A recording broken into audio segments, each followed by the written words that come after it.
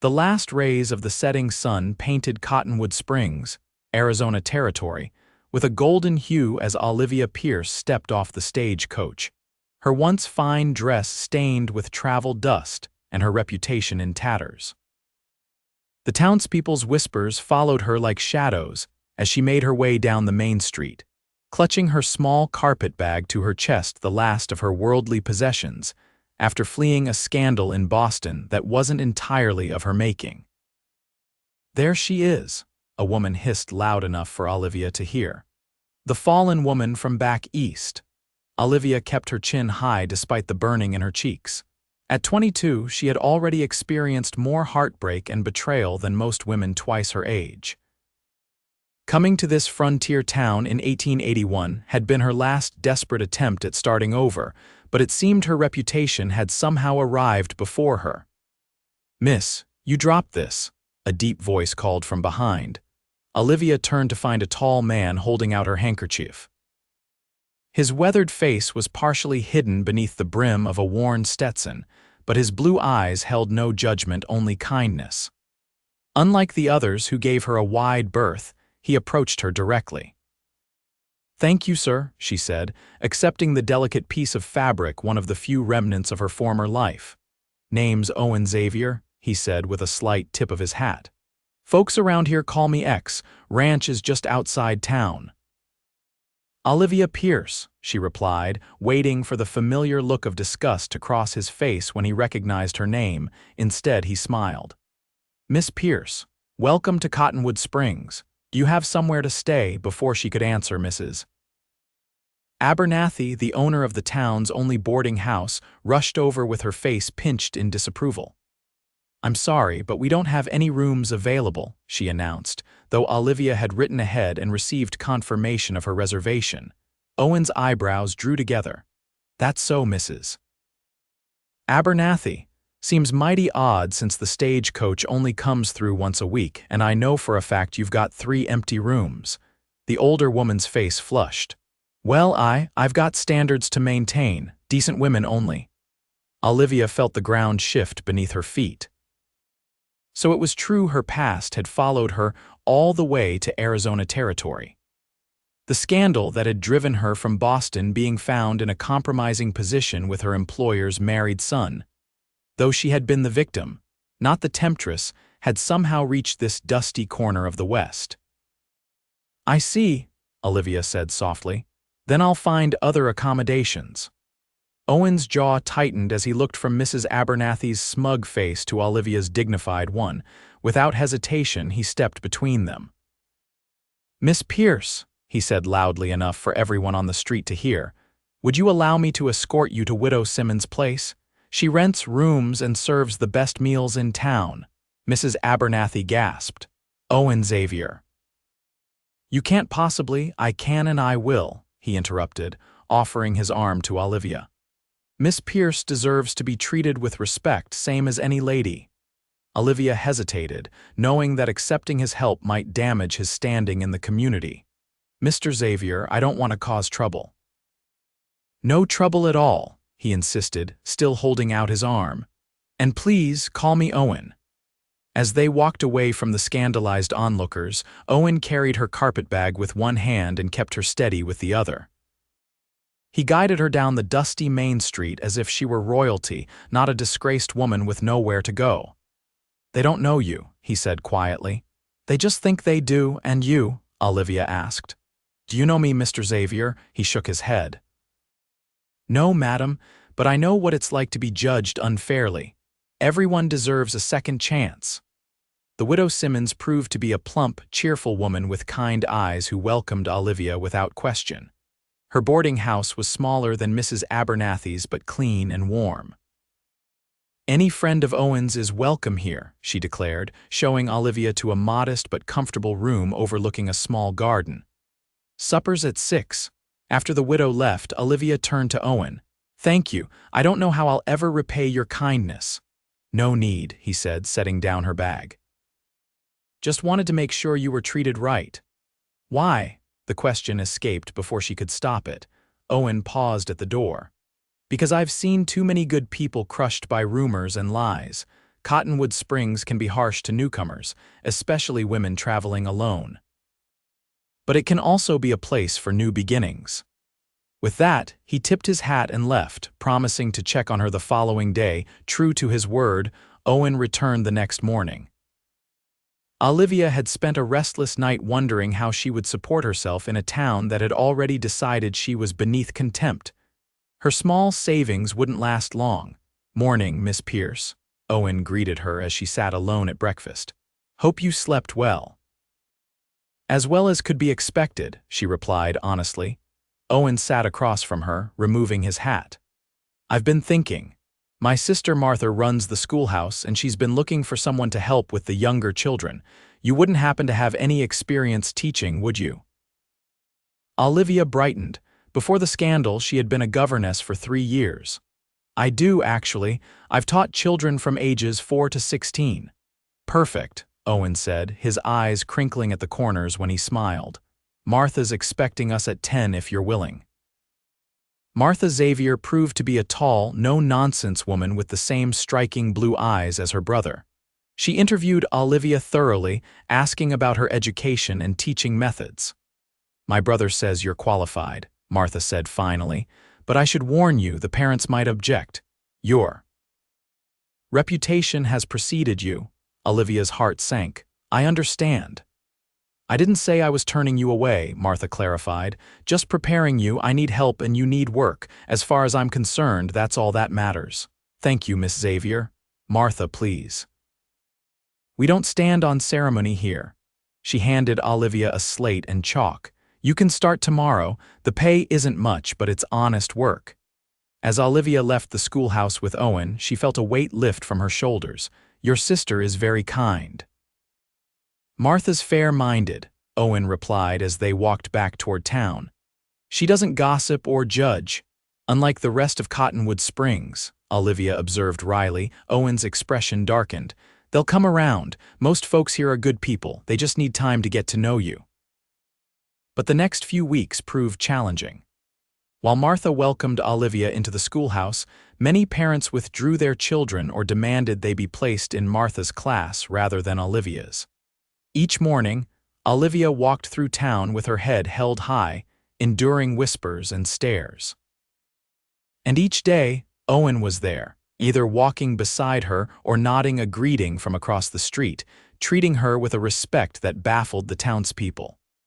One afternoon, Olivia was returning from the schoolhouse when Sheriff Miller stopped her. "Miss Pierce," he said, fingering his badge nervously.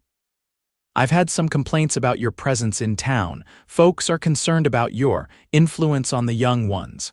Before Olivia could respond, a voice called out, "Is there a problem here, Sheriff?" Owen approached, leading his horse.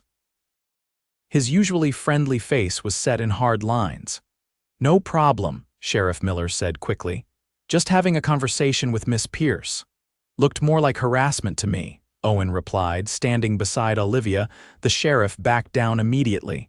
"Just doing my job, Xavier." "People have concerns." "Then tell him to bring their concerns to me," Owen said firmly.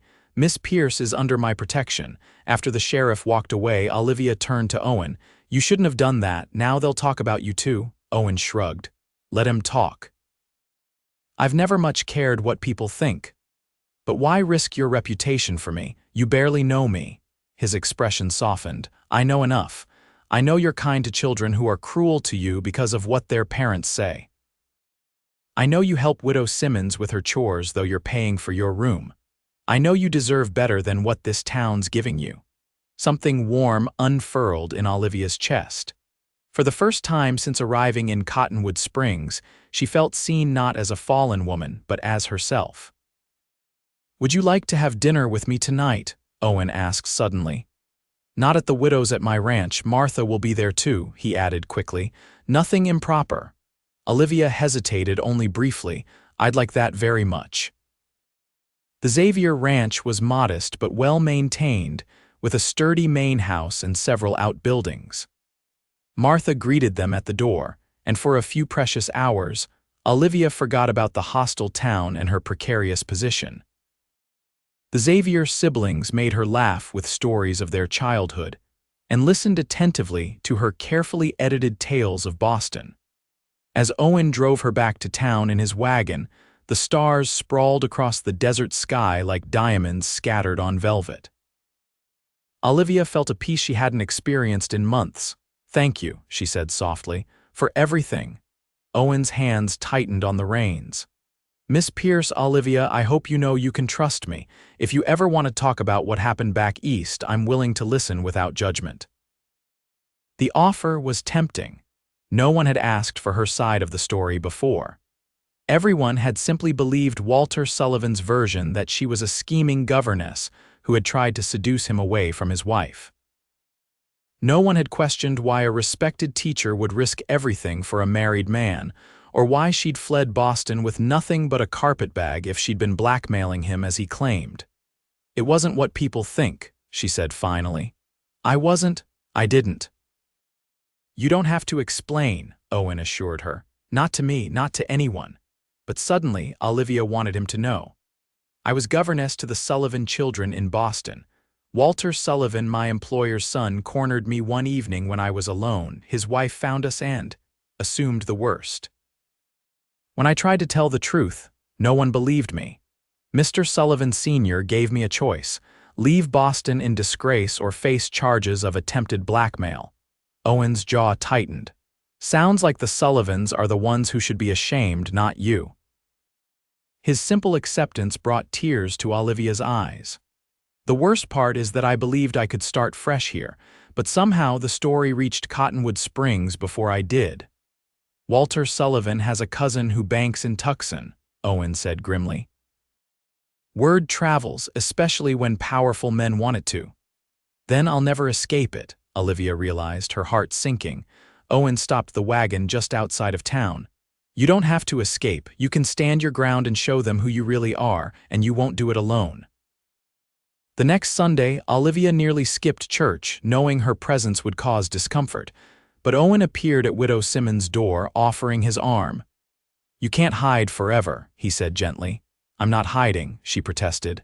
"I'm being considerate." "Being excluded isn't the same as being considerate," he countered. "Come to church. Sit with Martha and me." The congregation's reaction was exactly as Olivia had feared. People moved away when she entered, whispers followed her down the aisle, and Reverend Thompson looked distinctly uncomfortable when Owen led her to a pew near the front.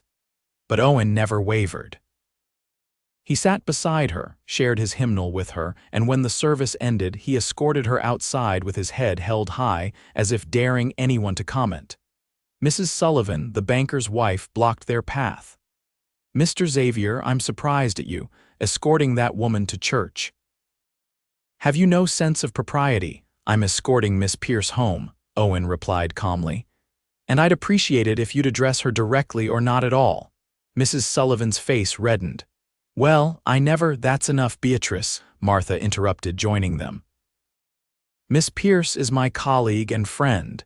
If you have concerns about her character, I suggest you spend time with her before making judgments." As they walked away, Olivia felt both mortified and deeply touched. "You shouldn't have to defend me." "We're not defending you," Martha said firmly. "We're standing with you. There's a difference." Over the following weeks, a subtle shift occurred in Cottonwood Springs. While some residents remained coldly distant, others began to notice how dedicated Olivia was to her students, how she volunteered at the church despite being unwelcome, how she helped Widow Simmons tend the sick when influenza swept through town.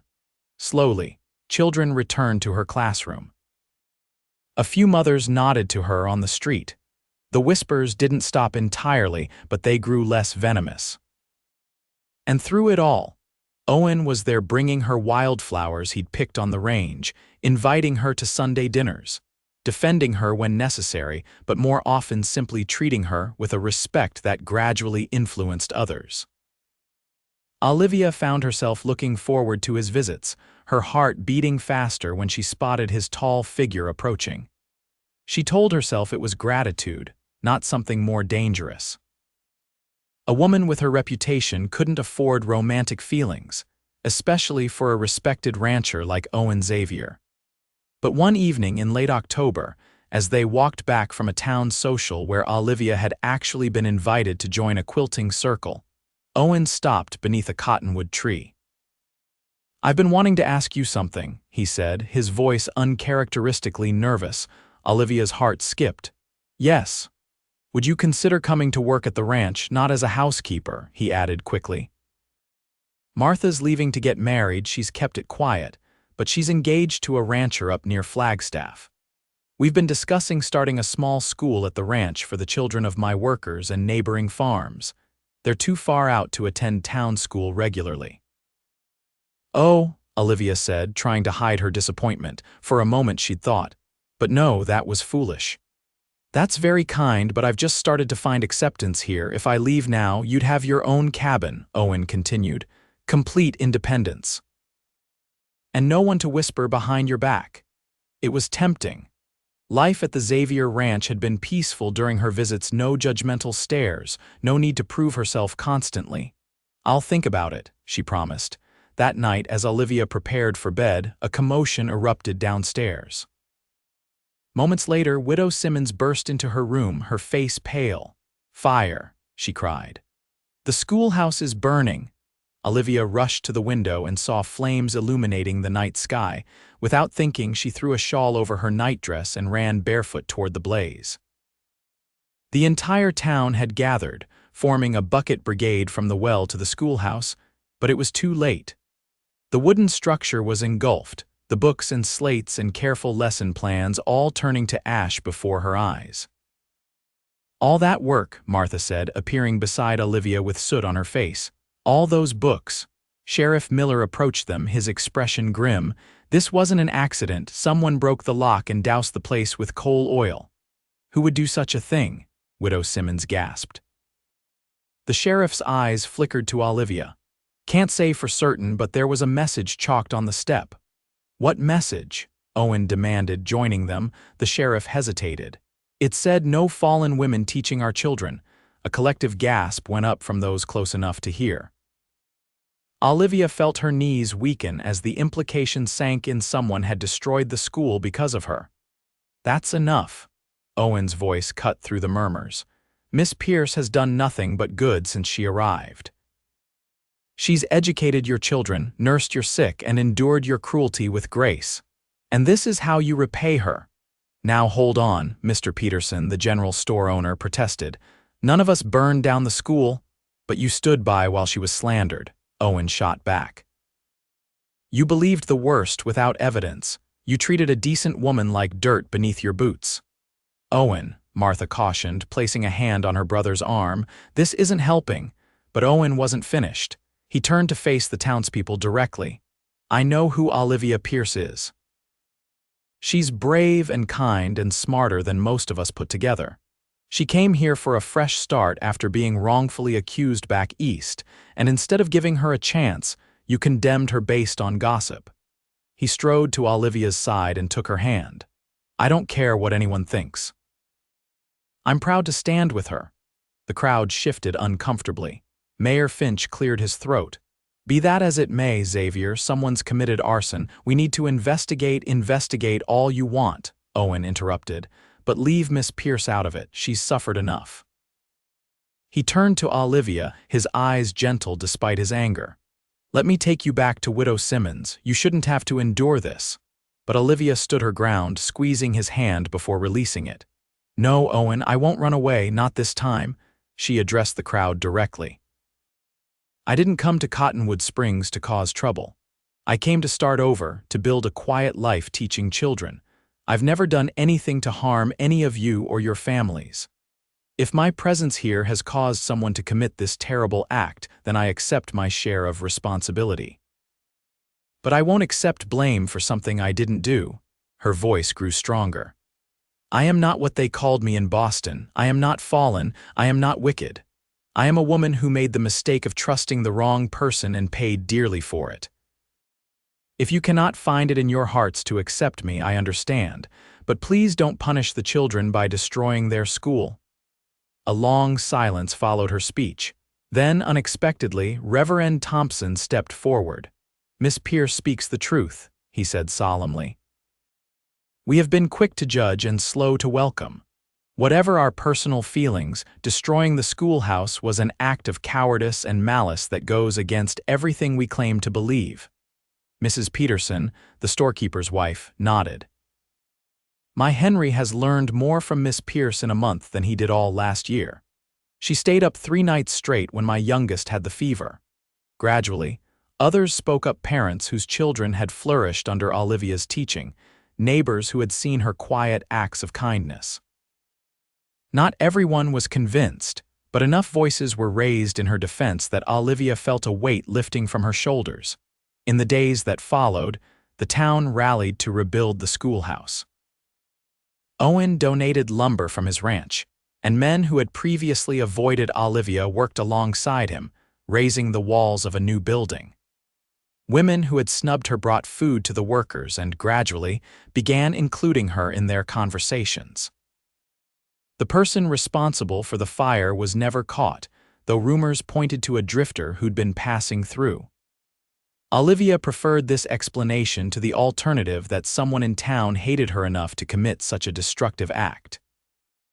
As November turned to December, Olivia found herself in the curious position of being, if not fully accepted, at least tolerated by most of Cottonwood Springs.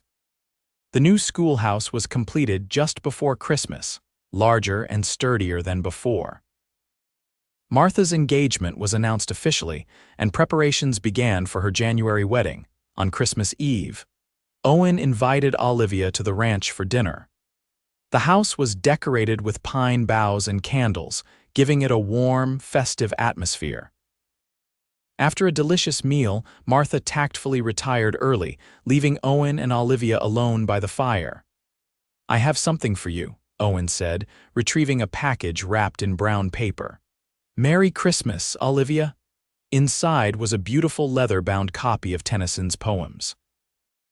Olivia ran her fingers over the embossed cover, deeply touched.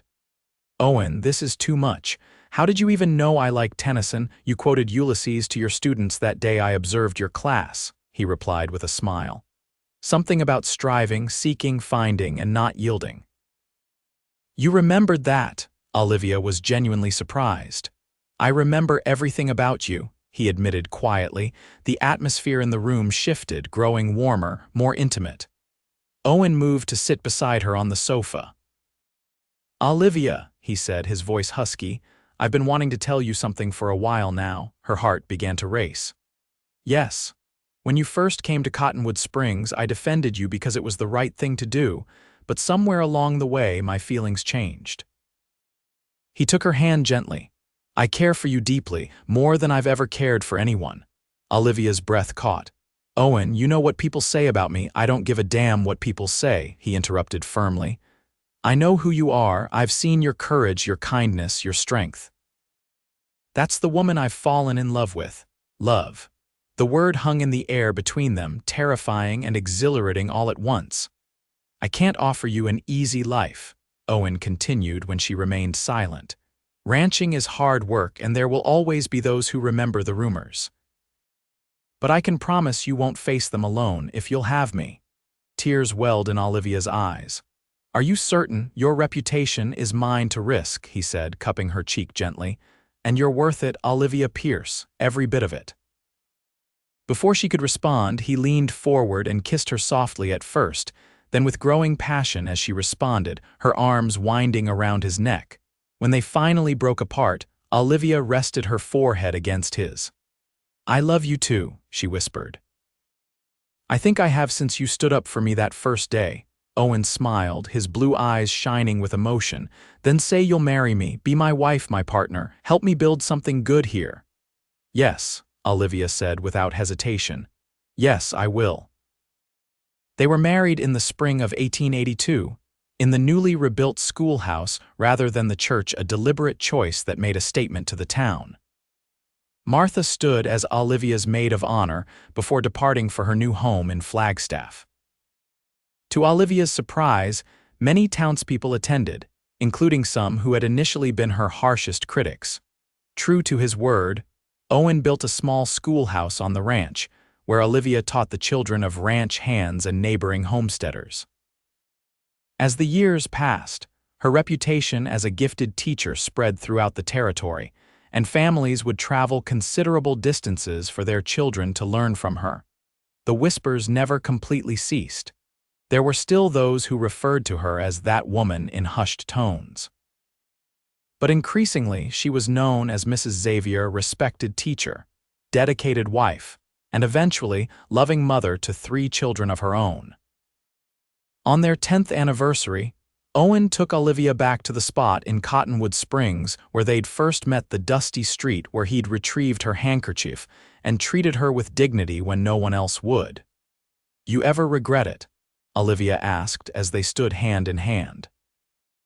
"Marrying someone with my past." Owen shook his head, his hair now streaked with silver but his blue eyes as kind as ever.